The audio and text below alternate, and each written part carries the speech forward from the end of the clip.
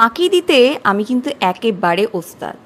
ছোটোর থেকে মানে জন্মগত ফাঁকিবাজ যাকে বলে, সে আপনি যে কোনো সেক্টরে বলে নিন, পড়াশোনা, রান্নাবান্না, গান বাজনা, শরীরচর্চা, মানে কোনো কাজ করতে গেলে আমাকে যত কম এফোর্টে করতে বলা হবে আমি তাতে তত বেশি খুশি। তবে হ্যাঁ, রেজাল্ট কিন্তু ভালো হতে হবে। সেখানে যদি কোনো রকমের গরমিল পাওয়া যায় তাহলে আবার মন খারাপ হয়ে যায়।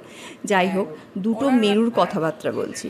এই ভিডিওটা সেদিন যেদিন আমার বাড়িতে কুক আসে না, মানে স্কুল থেকে অফিস থেকে যখন আমরা 7:30 8টার পর ফিরি, দুজনের এনার্জি মোটামুটি ডাউন থাকে। তো সেই মুহূর্তে দাঁড়িয়ে আপনাকে পরের দিনে কি খাবো, সকাল রাত দুটো ভেবে রাখা, ইটস টু ডিফিকাল্ট। তো এই জন্য এই চিকেনটা আমি বানাই। এটাকে আমি ইচ্ছা করেই বলেছি ফাঁকিবাজি চিকেন, মানে কোনো বাটা বাটি কাটাকাটি নেই, জাস্ট কাটো আর কড়াইয়ে ফেলো। তাতেই যা চিকেনটার টেস্ট হয়, মোটামুটি দুবেলা আপনার এটা দিয়ে ভাত খাওয়া হয়ে যাবে।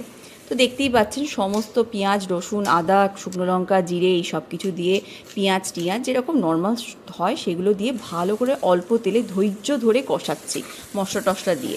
সব কিছুর পর এই সবজিগুলো দিয়ে আরও খানিকক্ষণ কষাবো। বেসিক্যালি এই রান্নাটা আমি মেসে করতাম, কারণ মেসে তো আমাদের অত কাটা বাটার জায়গা ছিল না, তাই যতটা মিনিমাম উপকরণ এবং মিনিমাম ইকুইপমেন্টস দিয়ে জিনিসপত্র টেস্টি করা যায় সেটাই ছিল আমাদের মূল লক্ষ্য। তবে সেই কালে আমি অনেক বেশি তেল মশলা খেতাম, এখন বিভিন্ন কারণে তেল মশলা খাওয়াটা বন্ধ হয়ে গেছে।